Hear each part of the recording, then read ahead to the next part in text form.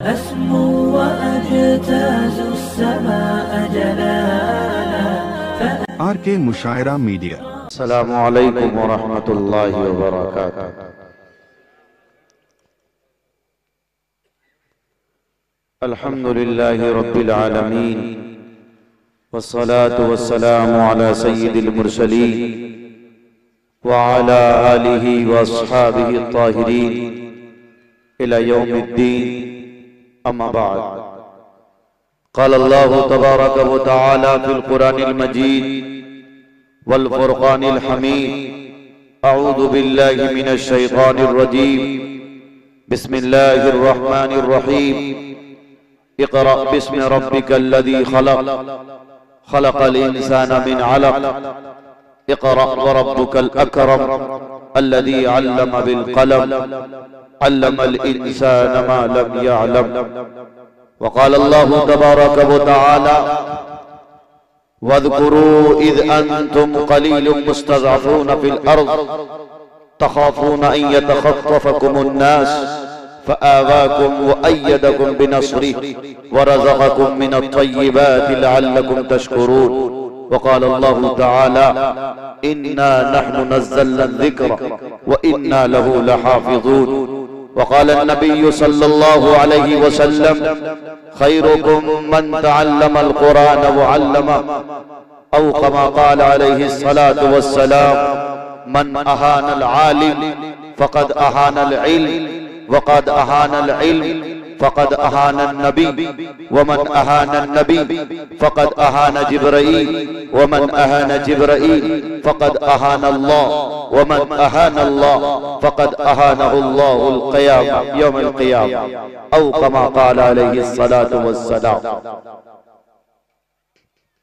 बुज़ुर्गों, कलमे शरीक भाइयों, हमारी कौम के गयूर नौजवानों, पर्दे में तशरीफ फरमा इज्जतदार माओ बहनों,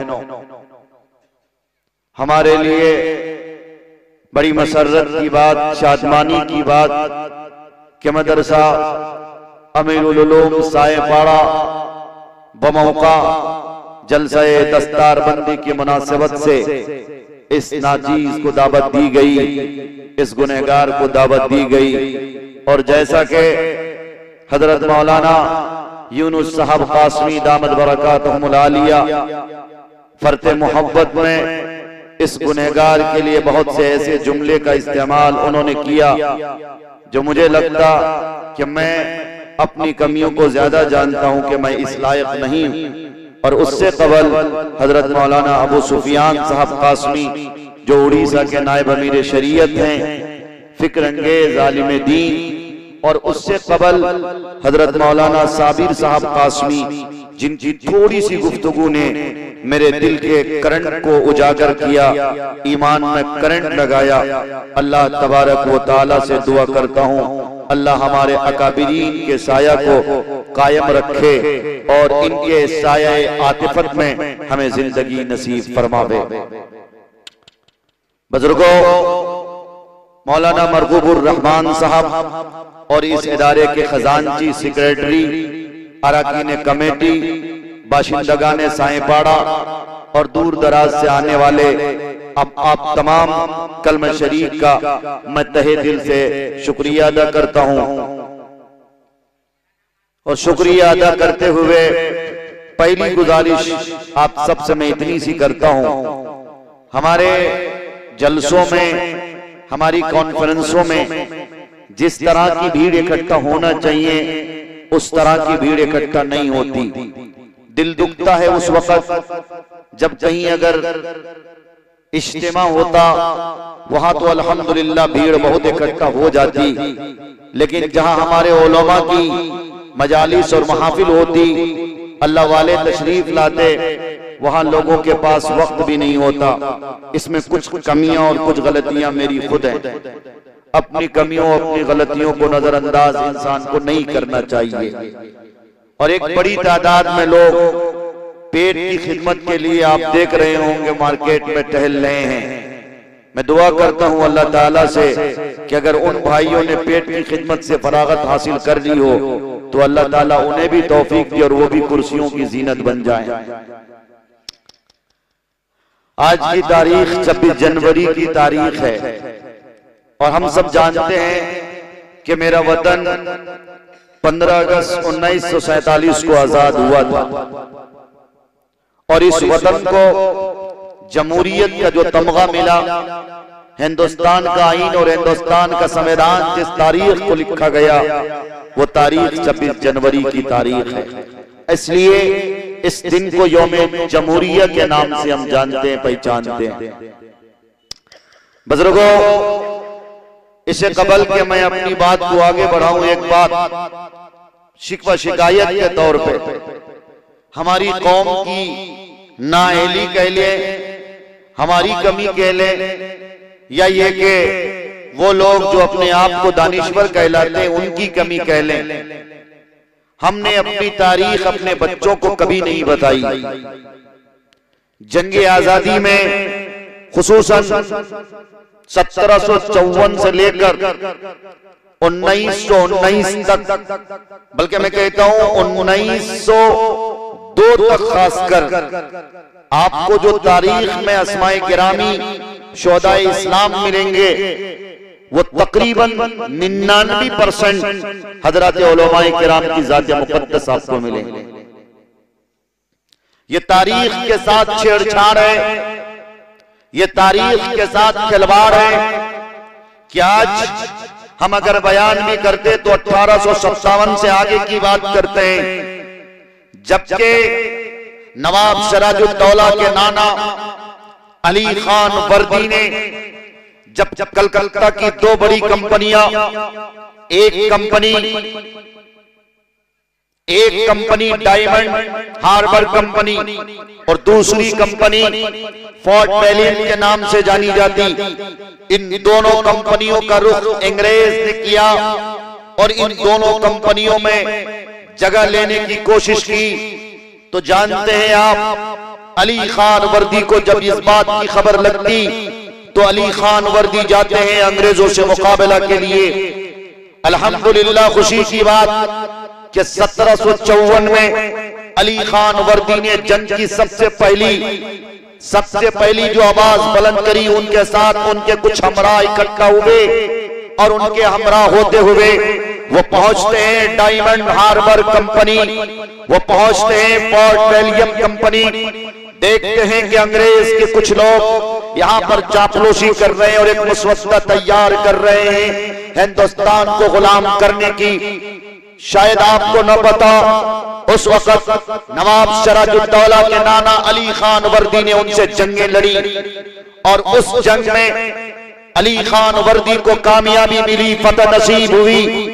और ये जंग लड़ने के बाद जब अंग्रेज के कुछ नापाक लोग छुपने के लिए फोर्ट विलियम कंपनी में गए, फिर उन्होंने वहां उनका मुकाबला किया, वहां जाकर उनके साथ पंजा आजमाई की कोशिश की, लेकिन इस बीच वो ज़ईफ हो चुके थे और ज़ौफ होने की वजह से, ज़ईफ और नातवा और कमजोर होने की वजह से अपने नवासे नवाब सिराजुद्दौला को हाकिम बनाते। नवाब सिराजुद्दौला के हुक्मरान पहुंचते हैं फोर्ट विलियम कंपनी और वहां जाकर जंग लड़ने का ऐलान करते, लेकिन इसी बीच कुछ आस्तीन के सांप उनके साथ हमरा हो गए थे। इन आस्तीनों के सांपों ने उस वक्त अली खान वर्दी का जो मिशन था, उनकी जो ख्वाहिश थी, उनकी जो कोशिश थी कि अंग्रेज के नापाक कदम हिंदुस्तान में जमने न पावे, यहीं से उनको उखाड़ फेंक दिया जाए। लेकिन अपनों की बदमाशी की वजह से, अपनों की बदतमीजी की वजह से, या यूं कह लीजिए आस्तीनों के सांप की वजह से अली खान वर्दी को शिकस्त का सामना करना पड़ा। बिलाखिर उनको वहीं पर जामे शहादत नौश करने की नौबत आ गई। ये सफर यही मुकम्मल हो जाता। उसके बाद 1757 के बाद नवाब सिराजुद्दौला ने यह अज़्म किया और लोगों के साथ मशवरा किया। मशवरा करने के बाद नवाब सिराजुद्दौला ने कहा, मेरे नाना को यह खबर लगी कि अंग्रेज कोई बिजनेस के इरादे से नहीं आए हैं, बल्कि यहाँ हिंदुस्तान में जो हिंदुस्तान के हुक्मरां हैं उनकी हुकूमत को उखाड़ने के लिए, उनको कुर्सी से बेदखल करने और हिंदुस्तान पर कब्जा जमाने के लिए आए हैं। तो आपको पता होना चाहिए कि नवाब सिराजुद्दौला ने भी अंग्रेज से मुकाबले के लिए हर तरह की तैयारियां करी, लेकिन तारीख आती है 1764 की। वो 1764 की तारीख, जिस तारीख में के बक्सर की जंग भी छिड़ गई थी, चूंकि बिहार उस वक्त तो आप जानते हैं कि झारखंड अलग नहीं हुआ था, बंगाल और ये आपका उड़ीसा, ये 3 सूबा ऐसा था जिस सूबे पर अंग्रेज की बहुत कड़ी नजर थी। ध्यान से अगर मेरी बात सुन लेंगे, मुमकिन हो कि आजादी की कुछ तारीख आपको मालूम हो जाए। आप जो आजादी की तारीख सुनते हैं ना, ये चंद नाम सुनते हैं, सिर्फ और सिर्फ गांधी जी का नाम लिया जाता, जवाहरलाल नेहरू का नाम लिया जाता, मुसलमानों में से मौलाना अबुल कलाम आजाद का नाम ले लिया जाता, APJ अबुल कलाम का नाम ले लिया जाता, अशफाकुल्लाह खां का नाम ले लिया जाता, भगत सिंह का नाम ले लिया जाता, राम बिस्मिल का नाम ले लिया जाता, और तो और कुछ लोग बाबा साहब भीमराव अंबेडकर का नाम भी लेते हैं। मैं कहता हूं, इनकार नहीं करता कि इन लोगों ने बलिदान नहीं दिए, इन लोगों ने कुर्बानियां नहीं पेश करी हैं इन लोगों ने भी, लेकिन जिन्होंने आजादी की मुहिम छेड़ी, जिन्होंने सबसे पहले अंग्रेजों के साथ सेना सफर होकर मुकाबला किया, चट्टान की तरह खड़े रहे, अगर उनकी तारीख नहीं दोहराई जाएगी, अगर उनका नाम नहीं लिया जाएगा, तो मुझे लगता है कि उनके साथ नाइंसाफी होगी और अल्लाह के यहाँ मुझे इसका जवाब देना पड़ेगा। इसलिए मुसलमानों, बक्सर की जंग में भी हमें शिकस्त का सामना करना पड़ा, इसी तरह प्लासी की जंग छेड़ी गई, वहां भी हमें शिकस्त का सामना करना पड़ा। ये तारीख आते आते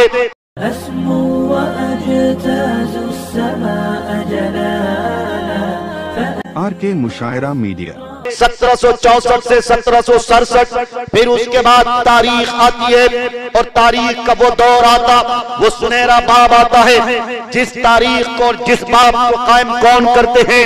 शेख वलीउल्लाह मुहद्दिस देहलवी रहमतुल्लाह अलैह, जो अय्यामे ज़ौक़ में थे। शेख वलीउल्लाह मुहद्दिस देहलवी रहमतुल्लाह अलैह ने अपने 2 शागिर्दों को तैयार किया, उनके दिमाग को वाश किया, उनको कहा कि तुम्हारी जिम्मेदारी कि हिंदुस्तान के चप्पे चप्पे में घूमो और लोगों से कहो कि नवाब सिराजुद्दौला का जो मिशन है, यह मिशन बहुत कामयाब मिशन है। इसी बीच जब बात चलती है टीपू सुल्तान शेर मैसूर की, जब शेर मैसूर तक खबर पहुंचती है कि शेख वलीउल्लाह मुहद्दिस देहलवी रहमतुल्लाह अलैह ने हिंदुस्तान के लिए एक बड़ी जंग का, एक बड़े जंग का ऐलान किया, एक बड़ी बात कही, तो शेर मैसूर शेख टीपू सुल्तान शहीद रहमतुल्लाह अलैह अंग्रेजों से 2-2 करते हैं, अंग्रेजों से पंगा आजमाई करते, 2 जंगें अंग्रेजों से आप जीत जाते हैं, आपको पता मिल जाती है। अंग्रेज शेर टीपू सुल्तान शहीद रहमतुल्लाह अलैह से थर्रा जाते हैं। अंग्रेज किसी तरह से कोशिश करते कि टीपू सुल्तान को अपने हाथ में ले लिया जाए, अगर टीपू सुल्तान मेरे फेवर में हो जाएंगे तो ये जंग बहुत आसानी के साथ लड़ी जा सकती है।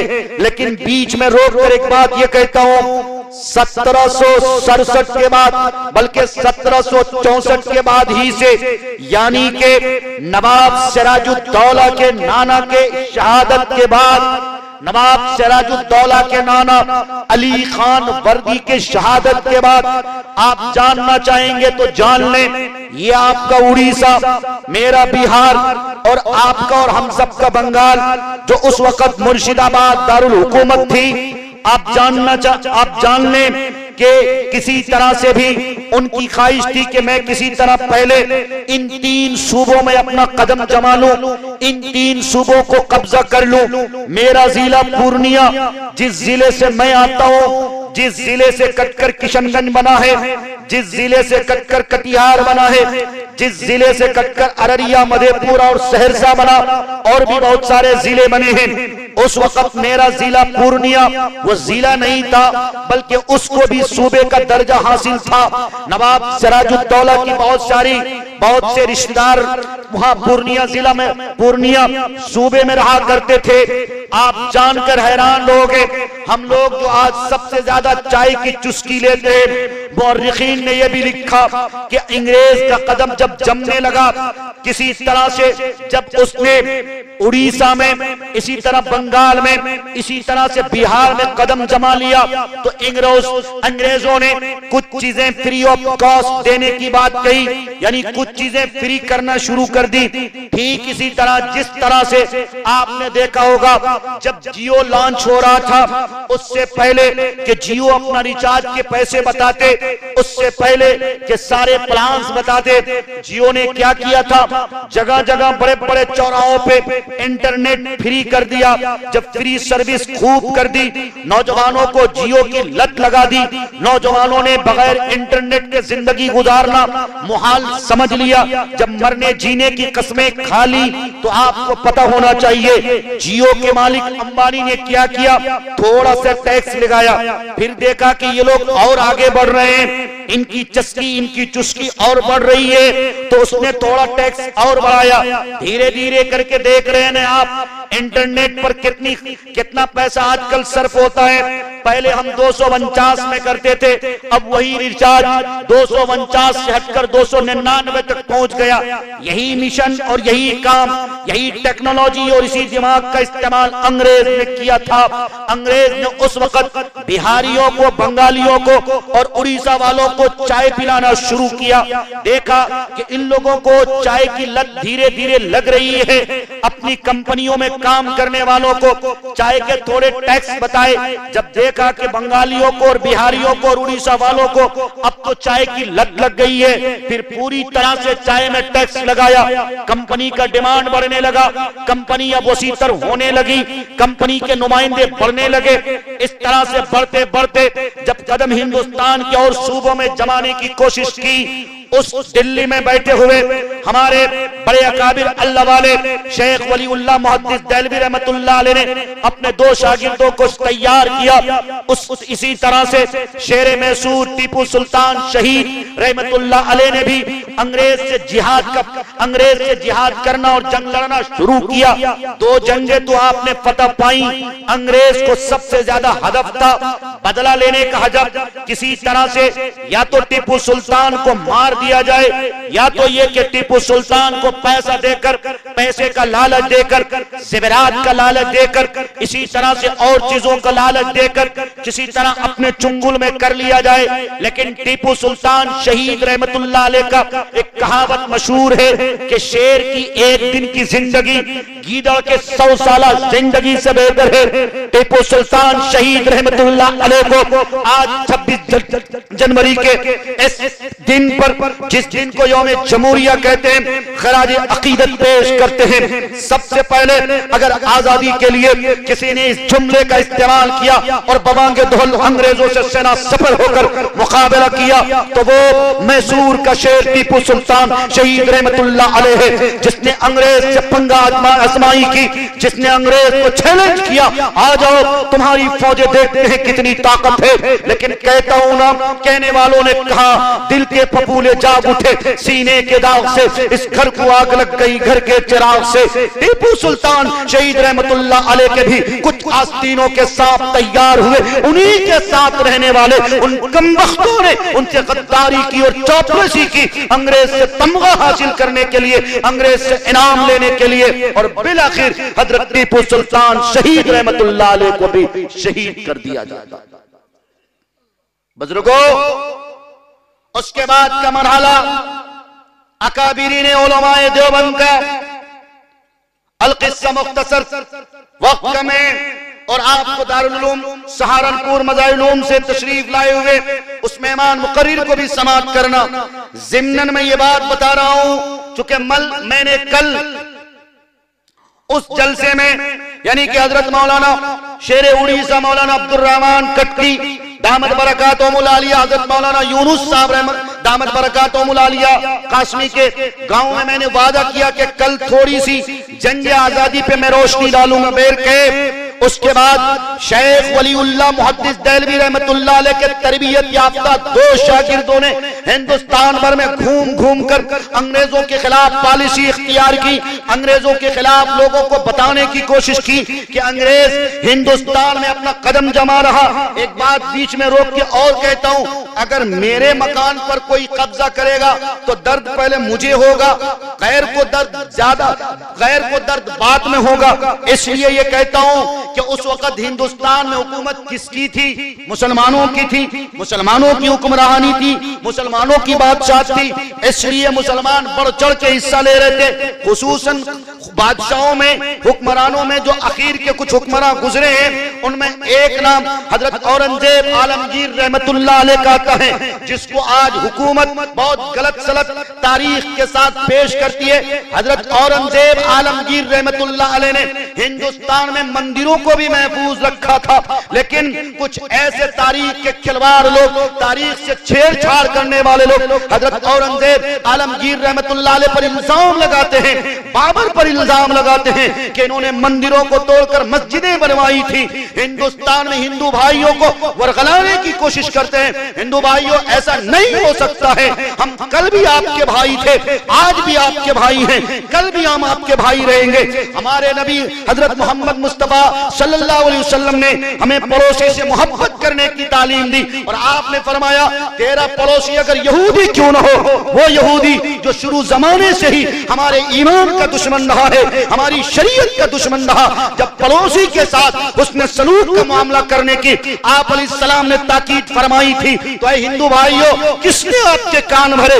कौन है नफरती एजेंडे जिसने आपको कहा कि मुसलमानों ने तुम्हारी मस्जिदों, तुम्हारे मंदिरों को तोड़वाया? मुसलमानों के जो हुक्मरान गुजरे हैं, उसने तुम्हारे मंदिरों को तोड़कर मस्जिदें बनवाई। ऐसा हो नहीं सकता है। ये तारीख के साथ छेड़छाड़ है, ये तारीख के साथ खिलवाड़ है। बल्कि तारीख तो यहाँ तक मिलती, हजरत औरंगजेब आलमगीर रहमतुल्लाह अलैह ज्ञानवापी की मस्जिद यानी बनारस की मस्जिद जब आप तशरीफ लाए थे, आपने घोड़े बहुत दूर अपने रखवाए थे, और आपने कहा अगर यहाँ ज्ञानवापी मस्जिद है और दूसरी तरफ हिंदू भाइयों के अगर आस्था जुड़े हुए हैं, उनकी मरम्मत और उनके काम के लिए अपने वजीर को बुलाया और कहा इस आस्था रखने वाले लोगों को भी तुम कुछ पैसे इनाम दो, और अगर न हो तो जाओ मेरे बेगम के पास और उनसे जाकर कहना कि इनके मंदिर के तामीर और तरक्की के लिए, इसको बढ़ाने के लिए तुम कुछ पैसे अपनी तरफ से दान करो। औरंगजेब आलमगीर रहमतुल्लाह अलैह ने, तुम्हें पता होना चाहिए कि जहां ज्ञानवापी मस्जिद है, जिस ज्ञानवापी मस्जिद को आज तुम्हें शायद न पता हो कि कोर्ट में मसला चल रहा। अब तो मामला सिविल कोर्ट का नहीं है, अब मामला लोअर कोर्ट का नहीं है, बल्कि हाई कोर्ट में मसला पहुंच चुका, और हाई कोर्ट से मसला पहुंचने के बाद सुप्रीम कोर्ट तक मामला पहुंच चुका है। मेरे भाइयों, मेरे बुजुर्गों, हिंदुस्तान को जलाने की, हिंदुस्तान को बर्बाद करने की, हिंदू मुस्लिम भाईचारगी को खत्म करने की, हिंदुस्तान से एकता और अखंडता को खत्म करने की, हिंदुस्तान में गंगा जमनी तहजीब को खत्म करने की ये नफरती एजेंडे और नफरती पुजारे जगह जगह पे नफरत की दीवार खड़ी कर रहे हैं। लेकिन हम मुसलमानों की जिम्मेदारी है, हम तारीख सही बताएं, हम हिस्ट्री सही बताएं, उनको बताएं कि औरंगजेब आलमगीर रहमतुल्लाह अलैह ने एक नहीं, दो नहीं, कई कई मंदिर बनवाने के लिए अपने जेब खास से पैसे लगवाए थे। हम बताते नहीं है। बहर कहे बुजुर्गों, साथियों, जिम्नन बात आई तो मैं कह रहा था, जंग आजादी की तारीख में फिर वो दौर आता है हजरत शाह वलीउल्लाह शाह अब्दुल अजीज मुहद्दिस दहलवी रहमतुल्लाह अलैह का, जिन्होंने जिहाद का फतवा दिया। वो तारीख कौन सी थी? 1803 की तारीख थी। 1803 के बाद फिर बाकायदा तौर पर आजादी की मुहिम छिड़ जाती है। हजरत उलमाए किराम को खासकर आज भी दिल्ली के चांदनी चौक से लेकर खैबर तक ये तारीख कोई नहीं बुला सकता। तुम जितना चाहो नहीं बुला सकते। ये जब तक मदारिस रहेंगे, ये मदरसा अगर आपके साईं पाड़े में है, एक मदरसा नहीं, दो मदरसा, कई मदरसे हो जाएं, इख्तिलाफ न करें। यही मदरसे हैं जिन्होंने आजादी दिलवाई है, यही टोपी वाले, यही दाढ़े वाले हैं जिन्होंने अपने सर को कलम करने के लिए और मुस्कुरा कर फांसी के फंदे को चूमा है। तुम इन मदरसों को घटिया समझते हो, इन मदरसों मदरसे में पढ़ने वाले अजीज तलबा को तुम समझते हो कि ये कै टका इनकी तनख्वाह हो सकती है? नहीं नहीं, इनकी तनख्वाह चाहे जितनी हो इससे कोई मतलब नहीं है। ये वो लोग हैं जो नबी के सच्चे वारिस है, ये वो लोग हैं जिनके सदके में तुम्हें जन्नत मिलनी है, ये वो लोग हैं जिन्होंने तुम्हारे बाप का निकाह पढ़ाकर तुझे हलाली किया है, ये वो लोग हैं जो तेरे बाप की जनाजे की नमाज पढ़ाने के लिए खड़े होते हैं, उनकी मग़फ़िरत करते हैं, उनके लिए इसाले सवाब करते हैं। इनकी ताज़ीम करें, मदरसों की इज्जत करें, मदरसों के नाम पर अपने आप को न बांटे। अगर साईं पाड़ा में 2 मदरसा है, मैं कहता हूं 2 तो दूर की बात 4-4 हो जाए, इससे कोई मतलब नहीं होना चाहिए। हर मदरसे की अपनी खिदमत होंगी। हजरत मौलाना कासिम नानोतवी रहमतुल्लाह अलैह ने जब देखा कि हिंदुस्तान में मुसलमानों के तशख़्ख़ुस को, कुरानी आयात को, इसी तरह से इस्लाम की अज़मत को और कुरान करीम के अहकामात को और नबी अलैहिस्सलातु वस्सलाम के फरमादात को मिटाने के लिए अंग्रेज एड़ी चोट लगा रही है, सबसे पहले हुज्जतुल इस्लाम हजरत मौलाना कासिम नानोतवी रहमतुल्लाह अलैह ने दारुल उलूम देवबंद का क़याम किया। वही मस्जिद थी, वही मस्जिद फत्ता वाली मस्जिद, और अनार के दरख्त के किनारे एक शागिर्द और एक उस्ताद रहकर मदरसे का क़याम अमल में आया। और आपने शायद देखा होगा कि दारुल उलूम देवबंद का वो चिराग रोशन हुआ, वो चिराग टिमटिमा रहा था, और आज उस चिराग की किरणें आफताब और महताब की शक्ल में पूरी दुनिया में तुम्हें नजर आ रही है। इसलिए इन मदरसों को हल्के में न लें आप। जब तक ये मदरसे जमीन पे बरकरार हैं तब तक आप हैं, हम हैं। ये मदरसे नहीं होंगे, आप भी नहीं रह सकते, मैं भी नहीं रह सकता। बल्कि बड़ों ने तो लिखा कि ये दीन के किले हैं, साफ किले, इसको पावर हाउस समझाया करो। ईमान में करंट यहीं से सप्लाई होता। इन्हीं मदरसों ने तबलीगी जमात को दिया, इन्हीं मदरसों ने जिहाद फी सबीलिल्लाह की तालीम दी। यही मदरसे हैं जहां से जानवे तलम्मुज़ होकर औलिया किराम पैदा हुए हैं। यही मदरसे और इन्हीं मदरसों का देन, इन्हीं मदरसों का सदका, इन्हीं मदरसों से पढ़कर वक्त के बहुत बड़े बड़े फिलॉसफी तैयार हुए। मुफक्किर इस्लाम मौलाना सैयद अबुल हसन अली हसन नदवी रहमतुल्लाह अलैह कोई ऑक्सफोर्ड लंदन यूनिवर्सिटी से पढ़ के नहीं आए थे। इन्हीं मदरसों के बोरिये में बैठकर, चटाई में बैठकर तालीम हासिल की थी। और ऑक्सफोर्ड लंदन यूनिवर्सिटी की आपको जानते हैं आप, मेंबरशिप में जगह मिली थी। अब तो ये हो गई जब मौलाना अली मियां रहमतुल्लाह अलैह को दुबई में पेश किया जा रहा था और कतर में पेश किया जा रहा था, उस वक्त अटल बिहारी वाजपेयी की हुकूमत थी। और अटल बिहारी वाजपेयी को कहा कि वक्त से पहले तुम्हें आना है, इसलिए कि मुझे आज हिंदुस्तान के एक ऐसी शख्सियत का इस्तकबाल करना कि मैंने पूरी दुनिया से जितने वज़राए आज़म हैं और जितने प्राइम मिनिस्टर हैं, मैंने सबको इनवाइट किया है उस शख्सियत के इस्तकबाल के लिए। उस वक्त जानते हैं आप, अटल बिहारी वाजपेयी हैरान शशदर रहा कि वो कौन व्यक्ति होगा, वो कौन शख्सियत होंगे। लेकिन अटल बिहारी वाजपेयी को अंदरूनी तौर पे खुशी भी थी, इस तौर पर कि कम से कम नाम तो मेरे मुल्क का आया है। मैं कहता हूं इन नफरती एजेंडों से सीखना हो तो अटल बिहारी वाजपेयी से भी हुकूमत करना सीखो। अटल बिहारी वाजपेयी ने माइनॉरिटीज के लिए बहुत काम किए। मैं कहता हूं कांग्रेस की सिर्फ तारीफ न किया करो, हिस्ट्री कभी पढ़ के देखो, तारीख पढ़ के देखो। अटल बिहारी वाजपेयी वो मर्द मुजाहिद था। जब कुर्सी में विराजमान हुआ था तो अटल बिहारी वाजपेयी ने यह कहा कि कांग्रेस की हुकूमत गई, इसका मतलब यह नहीं कि संविधान बदल गया, इसका मतलब यह नहीं कि दस्तूर बदल गया, इसका मतलब यह नहीं कि हिंदुस्तान की फिक्र बदल गई, इसका मतलब यह नहीं कि हिंदुस्तान की सोच बदल गई। नहीं नहीं, हिंदुस्तान कल भी मुजाहिदीन फिलिस्तीन के साथ खड़ा था, कल भी हिंदुस्तान मजलूम फिलिस्तीन के साथ खड़ा था, आज भी और कल भी रहेगा। यही संदेश और यही पैगाम किसने दिया? भाजपा के प्राइम मिनिस्टर वजीर आजम कौन है? अटल बिहारी वाजपेयी जी। लेकिन आज बताओ उल्टा नहीं हो रहा है। मजलूम फिलिस्तीन को तुम आतंकवाद कहते, इजराइल की पूजा पाठ करते हो, इजराइल जो कि दरिंदा है, इजराइल जो कि लुटेरा है। अरे बैनुल अक़वामी कानून की धज्जियां उड़ाता। बैनुल अक़वामी कानून में क्या पास हुआ था? पास तो यही हुआ था, किसी मस्जिद में हो, किसी मंदिर में हो, किसी गिरजाघर में हो, किसी कलीसा में हो, किसी हॉस्पिटल में हो, मर्द इसी तरह से बच्चों के हॉस्पिटल हो, इसी तरह से औरतों की मजलिस हो, इनमें इन सारी जगहों पे हमला नहीं किया जा सकता।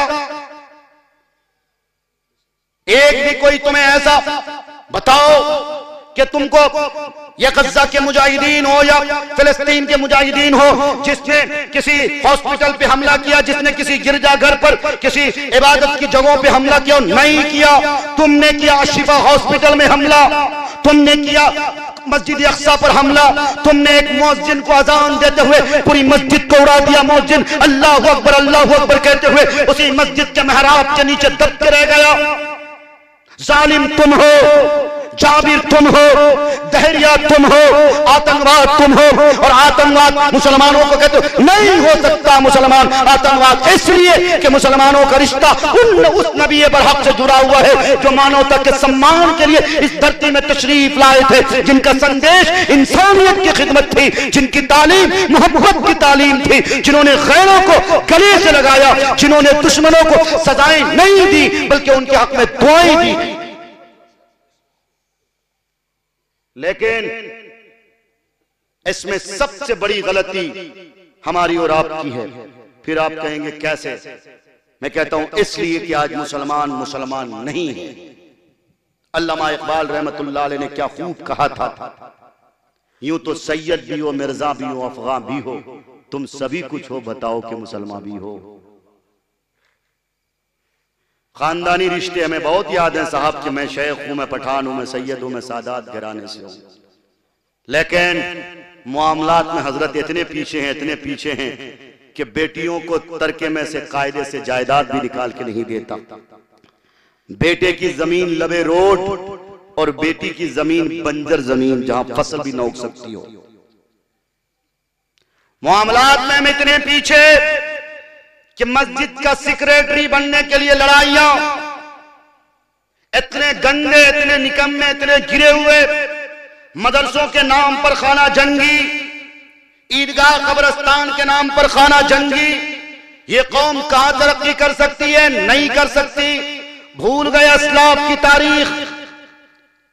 अब्दुल अजीज मुहद्दिस देहलवी रहमतुल्लाह अलैह ने जब जिहाद का फतवा दिया था 1803 में, तुम्हें पता होना चाहिए, फिर उसके बाद उन्होंने पूरे मुल्क में जा जाकर घूम कर ज़हनसाज़ी की, लोगों को तैयार किया, लोगों से कहा कि लोगों वक्त है अंग्रेजों का मुकाबला किया जाए, इनसे जंग लड़ी जाए। नहीं लड़ोगे हिंदुस्तान में तुम बर्बाद होकर रह जाओगे, न तेरी मस्जिद रहेगी, न तेरे मदरसे रहेंगे, न तेरी खानकाएं रहेंगी।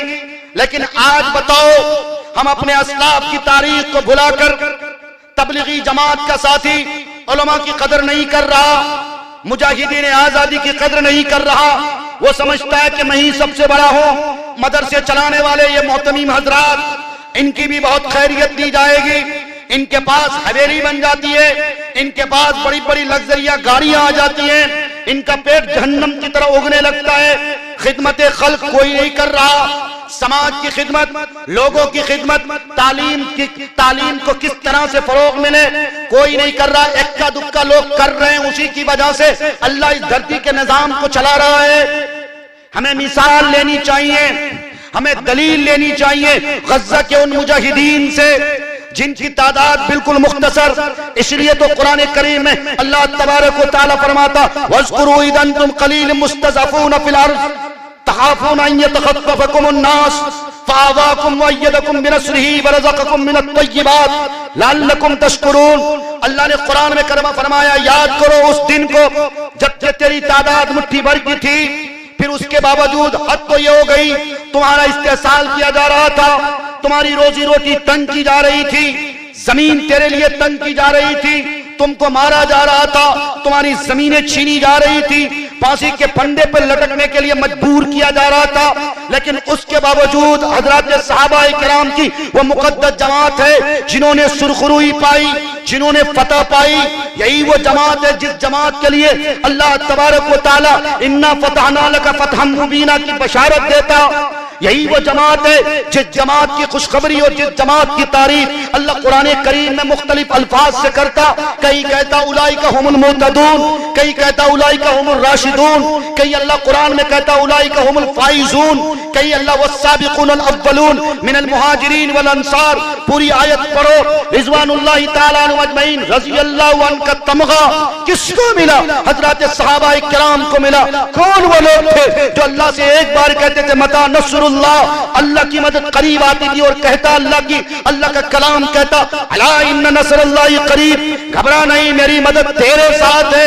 ये उलमाए देवबंद यही हजरत सहाबा किराम के गुलाम थे, उनके नक्शे कदम पर चलने वाले थे। अरे तारीख पढ़ो, हुसैन अहमद मदनी रहमतुल्लाह अलैह जब माल्टा की जेल पहुंचते हैं, अपने उस्ताद मोहतरम को देखते हैं, उनकी सिस्कियां सुनते हैं, तो हुसैन अहमद मदनी रहमतुल्लाह अलैह खुद अपनी किताब में लिखते हैं, माल्टा की जेल को अपने उस्ताद की बात को लिखते हैं कि हजरत को इतनी तकलीफ दी जाती थी। उनमें दो लोग खास कर थे कि अंग्रेज ने एक ऐसा जेल बनाया था और उस जेल में ऐसा कफस बनाया था, यानी पिंजरा बनाया था, जिस पिंजरे के चारों तरफ जाली लगी हुई थी, और वो जाली ऐसी वैसी नहीं, धारदार कांटे की जाली थी। और तुम्हें पता होना चाहिए कि कमर में और पूरे बदन में एक ऐसे लोहे का जरा पहना रखा था कि वो झुक नहीं सकता। अगर वो खड़े नहीं रह सकते, दीवार में टेक लगाएंगे तो उनकी खाल निकल जाती थी। इतनी तकलीफ, इतनी अज़ियतें हमारे अकाबिरीन को दी गई किस लिए? हम सबके इज्जत व आबरू के लिए, इस्लाम के तशख्खुस के लिए। हिंदुस्तान में मदारिस, मकातिब, खानकाहें, कब्रिस्तान और ईदगाहों के तहफ़्फ़ुज़ के लिए, लेकिन उसके बावजूद हमको फ्री फंड में जो आजादी मिल गई और हमने इस आजादी की कोई कदर नहीं की है। मेरे भाइयों, मेरे बुजुर्गों, अल-किस्सा मुख्तसर यही कि जंग आजादी में हजरत उलमाए देवबंद का जो एक बड़ी तारीख मिली है, वो तारीख से हमें सिर्फ और सिर्फ एक ही इशारा मिलता है कि इस वतन के जुल्फों को हमने सवारा। इसलिए अल्लामा इकबाल ने कहा, जब गुलसिता को खून की जरूरत पड़ी, सबसे पहले गर्दन हमारी कटी, फिर भी कहते हैं हमसे ये अहले चमन, ये चमन हमारा है तुम्हारा नहीं। अरे भाइयों, 1902 के बाद 1915 में, 14 में, 13 में जब रेशमी रुमाल के लिए बैठक होती है, फिर 1919 में जब जमीयत उलमाए हिंद का क़याम अमल में आता, तब न गैरों को दावत दी जा रही थी। रेशमी रुमाल से पहले कोई हमें बता दे ऐसी तारीख? दावे के साथ कहता हूं 1899 तक, बल्कि उस वक्त कुछ गैर मुस्लिम ऐसे थे जो चापलूसी कर रहे थे, अंग्रेजों की दलाली कर रहे थे, तलवे चाट रहे थे। और सिर्फ गैर मुस्लिम नहीं, मुसलमान भी थे। जैसे आज हमारे सफों में बहुत से मुसलमान, एक नंबर का हाजी साहब, एक नंबर का नमाजी साहब, मुफ्ती साहब, मौली साहब, बेचारा सर के बाल से लेकर पैर के नाखून तक लगता है कि इससे बड़ा अल्लाह वाला कोई है ही नहीं। मगर सचमुच अगर दिल की कैफियत जानो तो इससे बड़ा बदबूदार कोई नहीं। ये समाज को कैसे समाज बटे, दो लोगों के बीच में कैसे तफरका बढ़े, दो लोगों के बीच कैसे लड़ाइयां हों, ये सिर्फ नफरत की चिंगारी डालना जाता है। इनसे तो मोहब्बत कैसे कायम हो, समाज में कैसे एकता अखंडता कायम हो, इससे तो ये काम हो ही नहीं सकता है। ऐसे ही कुछ लोग नफरती चिंटू वाले उस जमाने में भी थे। मीर जाफर कौन है, मीर सादिक कौन है? ठीक उसी तरह से जिस तरह से हजरत हुसैन रज़ियल्लाहु ताला अन्हु को कूफा बुलाया गया। किसने बुलाया? कूफा वालों ने 18,000 खतूत भेजे, कहा आ जाए, हम आपके हाथ पर बैत करना चाहते हैं। लेकिन उबैदुल्लाह इब्न ज़ियाद जैसा बदबख्त और कूफा के कुछ चापलूस और दलाल किस्म के लोग हजरत हुसैन को बुलाकर गद्दारी की, और उन्हीं की ये नापाक औलाद एशिया में खुसूसन फैली है कभी हजरत अमीर मुआविया को जिस तरह से मौलाना सुफियान साहब कासमी कह रहे थे, कभी हजरत अमीर मुआविया रज़ी अल्लाह ताला जो कातिबे वही हैं उनके नाम की तौहीन करते, भद्दी भद्दी गालियां देते, उनका पुतला बनाकर फूंकते हैं, हजरत अबू बकर सिद्दीक पर लान तान करते, हजरत उमर फारूक को बुरा भला कहते, हजरत उस्मान गनी की जात पर उंगली उठाते। यही कमबख्त हैं, यही कातिल हुसैन हैं, यही दुश्मनान इस्लाम है। ये कभी इस्लाम के लिए बेहतर नहीं सोच सकते हैं। और उसकी अगर अच्छी मिसाल चाहिए तो फिर आप सीरिया की तारीख पढ़िए, उसकी अगर बेहतरीन नजीर चाहिए तो शाम की तारीख पढ़िए। शाम में हुकूमत करने वाला बशारुल असद कौन है? कौन है बशारुल असद? बाप बेटे ने मिलकर 2024 के 8 दिसंबर तक क्या कुछ नहीं किया साहब बताओ? हमारी मस्जिदों का मिस्मार नहीं किया, उलमा को फांसी के फंदे पर नहीं लटकाया, ये सब कुछ होता रहा किसके दौरे इख्तिदार में? बशारुल असद के दौरे इख्तिदार में। और अल्लाह तबारक व तआला ने सीरिया के मजलूम मुसलमानों को कैसे फतह दिलाई, और सीरिया के मजलूम मुसलमान अल्हम्दुलिल्लाह आजादी का जश्न मनाते हुए बशारुल असद की कब्र पे पैर रख करके बाकायदा कहा, अब बताओ लिमनिल मुल्कुल यौम, बादशाह किसकी है, हुक्मरानी किसकी है? इसलिए ताकत पर और फौज पर घमंड करने वालों, इंसानियत को कुचलने वालों, मुसलमानों को आतंकवाद की सर्टिफिकेट बांटने वालों, सुनो, मुसलमान न कभी आतंकवाद था न है और न सुबह कयामत तक रह सकता है। मुसलमान हमेशा अमन की तालीम देता, मोहब्बत की तालीम देता, भाईचारगी की तालीम देता। अगर कोई मुसलमानों के भेष में रहकर इस तरह की हरकत करता भी है, वो मुसलमान नहीं हो सकता है, वो मोहम्मदुर रसूलुल्लाह का गुलाम नहीं हो सकता है। मोहम्मदुर रसूलुल्लाह का गुलाम वो है जो समाज के दर्द और कर्ब को अपना दर्द समझे, जो सोसाइटी के दर्द और कर्ब को अपना दर्द समझे। मोहम्मदुर रसूलुल्लाह का गुलाम वो है जो शादी ब्याह में फजूल खर्ची न करे। मोहम्मदुर रसूलुल्लाह का सच्चा गुलाम वो है जो मदरसे की तामीर और तरक्की में हिस्सा ले। मुसलमान मोहम्मदुर रसूलुल्लाह का सच्चा गुलाम वो कहलाएगा जो मदरसों के नाम पर, मस्जिद के नाम पर, ईदगाह के नाम पर, खानकाह के नाम पर तफरकाबाजी का बाजार गर्म नहीं कर सकता। वो है सच्चा मोहम्मदुर रसूलुल्लाह का गुलाम। मेरे भाइयों, मेरे बुजुर्गों, मेरा वक्त बहुत तेजी के साथ गुजर रहा और मैं अपनी तकरीर को समेट भी रहा हूं चूंकि 11 बजने वाला है। अलकिस्सा मुख्तसर, ये जंगी आजादी की हल्की सी तारीख मैंने आपके सामने इसलिए रखी, अपने आबाओ अजदाद से, हमारे बड़े अकाबिरीन से, असलाफ से जो हमें तारीख मिली है उस तारीख को अपने बच्चों तक कहना है। और खासकर ये जो मैंने चंद अस्माए गिरामी, सारे नाम मैंने भी नहीं बताए हैं, इंशाअल्लाह कभी तफसीली वक्त मिलेगा।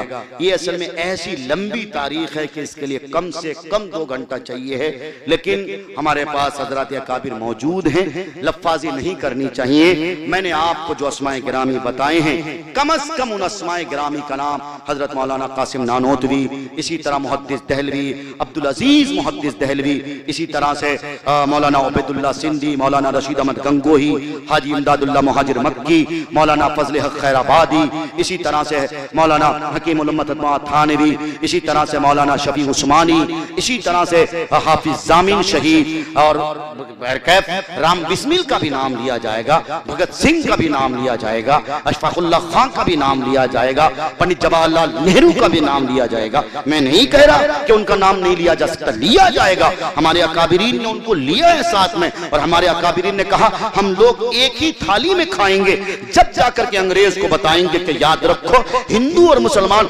दोनों अलग अलग नहीं है, बल्कि ये दोनों लोग एक सिक्के के 2 पहलू हैं। अगर इनमें से किसी एक को काटोगे तो दूसरा खुद ब खुद कट जाएगा।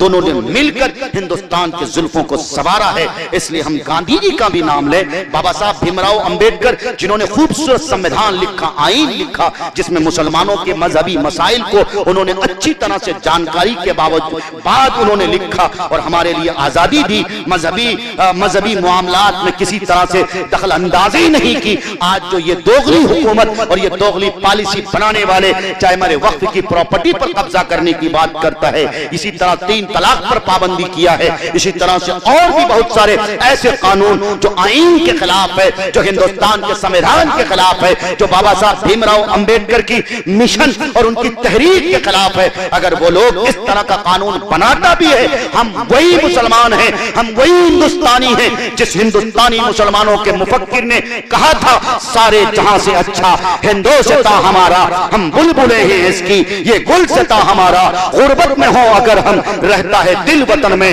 समझो हमें वही भी दौरे, समझो हमें वही भी दिल हो जहां हमारा।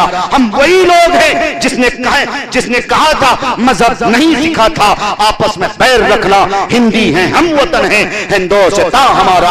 हम वही लोग हैं जिसने कहा था यूनान और मिस्र रोमा सब मिट गए जहां से, अब तक मगर है बाकी नामो निशान। बहुत खूब, बहुत।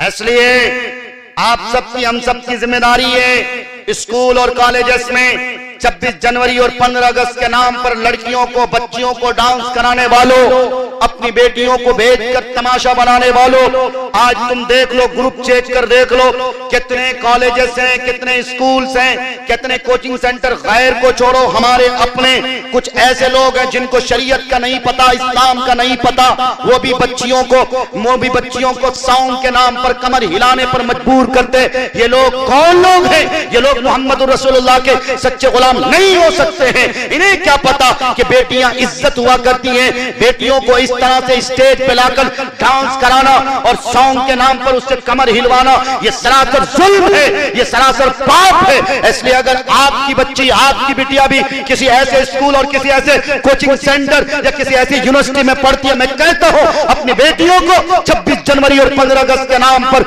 मत नचाया करें, अपने घरों में उनको रखें। और मैंने देखा नौजवान लड़कियों को कि आई लव यू इंडिया अपने गाल पर स्टिकर चिपवाती हैं। ये कौन लोग हैं साहब? ऐसा नहीं कर सकते। वतन की सर्टिफिकेट हमसे कोई माई का लाल नहीं मांग सकता। अगर कोई वतन के लिए सर्टिफिकेट मांगेगा, आधार कार्ड मांगेगा, हम कहेंगे जाके देखो, तुम दिल्ली का कुतुब मीनार नहीं देखते। ये कुतुब मीनार की बुलंदी इस बात की गवाही देती है कि हमने इस मुल्क के जुल्फों को संवारा है। अगर कोई सर्टिफिकेट मांगेगा, कहेंगे जाओ इंडिया गेट दिल्ली जाकर देखो, 3000 उलमाए किराम के नाम दर्ज किए हुए हैं, तुम नहीं मिटा सकते। अगर कोई सर्टिफिकेट मांगेगा, कहेंगे कि हिंदुस्तान की यह गंगा जमनी तहजीब, ये मिसाल और ये गहवारा, ये इस बात की अलामत है, इस बात की दलील है कि हम इस वतन के सच्चे वासी हैं। हम इस मुसल के, इस वतन के सच्चे और पक्के और वफादार इस वतन के हम लोग हैं। हम इस वतन के लिए कल भी कुर्बानी पेश किए थे, आज भी कुर्बानी पेश करने को तैयार है। और वतन अगर कहेगा, तिरंगे की हिफाजत अगर नहीं हो सकेगी, तिरंगे में से अगर किसी एक रंग को भी कोई मिटाने की कोशिश करेगा, हम ही लोग हैं और हिंदुस्तान के सच्चे और पक्के मुसलमान हैं। हमें अपने नबी की वो हदीस याद होनी चाहिए, जब नबी अलैहिस्सलातु वस्सलाम मक्कतुल मुकर्रमा से हिजरत करके जा रहे थे, तब आप अलैहिस्सलातु वस्सलाम ने मक्के के गली कोचों को देखकर, मक्के की दीवार को देखकर आप अलैहिस्सलाम ने फरमाया था, ऐ मक्के की गलियां और मैं मक्के की दीवारें तुम्हें छोड़ने की तबीयत नहीं चाहती है। तबीयत चाहती है कि मैं यही सुकूनत अख्तियार करूं, मैं यही का बाशिंदा हो जाऊं। लेकिन क्या करें, मजबूरी दरकार है। कुछ लोग हमको यहां से भगाना चाहते हैं। इसलिए आप अलैहिस्सलातु वस्सलाम ने मक्कतुल मुकर्रमा से हिजरत फरमाई थी। ये इस बात की दलील है कि हम मुसलमान अपने वतन की मिट्टी से मोहब्बत करते हैं। हम मुसलमानों की आबा अजदाद की यहाँ कब्रें हैं, उनके मज़ारात हैं, तुम्हें मैं नहीं भगा सकते, तुम्हें मैं नहीं हटा सकते। हम कल भी हिंदुस्तान के थे, आज भी हैं और इंशाअल्लाह आने वाला कल भी रहेंगे इंशाअल्लाह।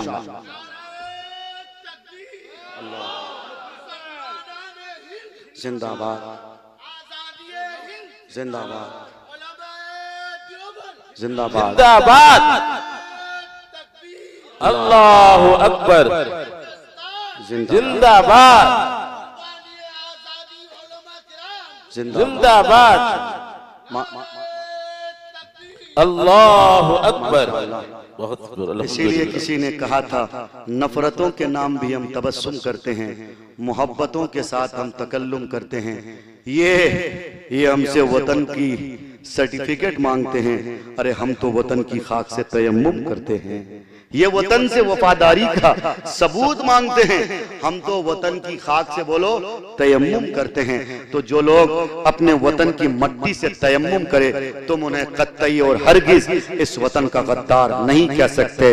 है लोगों, क्यों गद्दार कह के मेरा दिल तोड़ते हो? है लोगों, तुम हमको क्यों इस वतन का गद्दार कहते हो? तुम्हें नहीं मालूम कि इस वतन के मुल्क को, इस मुल्क को और इस मुल्क के जुल्फों को हमने संवारा है, हमारे पुरखों ने संवारा है।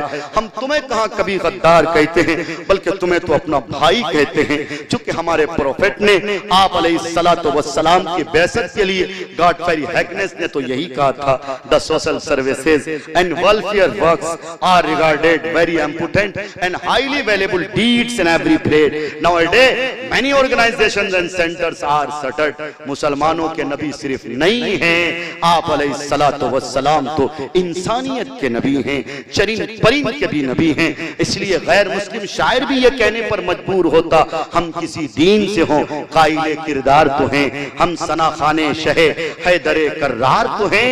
इश्क हो जाए किसी से कोई चारा तो नहीं, सिर्फ मुस्लिम का मोहम्मद पे इजारा तो नहीं, सिर्फ मुस्लिम का मोहम्मद पे इजारा तो नहीं।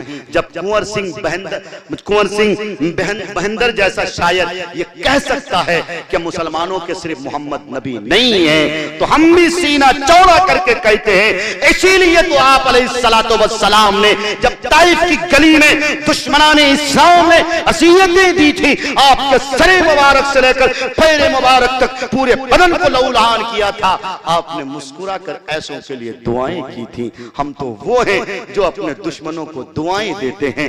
ऐ मेरे भाइयों, ऐ मेरे वतन शरीफ भाइयों, तुम्हें गलतफहमी हो रही है, तुम्हें कोई वलगला रहा है, तुम्हें कोई बहका रहा है। हम तुम्हारे कल भी भाई थे, आज भी भाई हैं और कल भी रहेंगे, इसलिए कि हमारे नबी का फरमान है कि वतन शरीफ भाई को तुम भाई कहा करो, पड़ोसी का हक अदा किया करो, जे जाए कि तेरा पड़ोसी यहूदी क्यों न हो। हम उस नबी के मानने वाले हैं।